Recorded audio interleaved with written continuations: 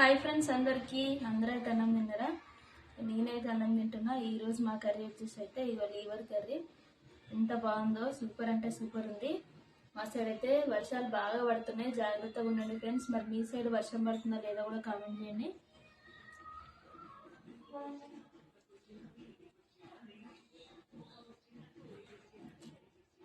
బాగుంది కూర అయితే. కొంచెం ఉప్పు తక్కువ ఉంటే ఉప్పు అయితే తీసుకున్నా, బాగుంది. అన్నం ఉప్పు వేసుకోవడం ఎంతమందికి అలవాటు ఉందో కూడా కామెంట్ చేయండి.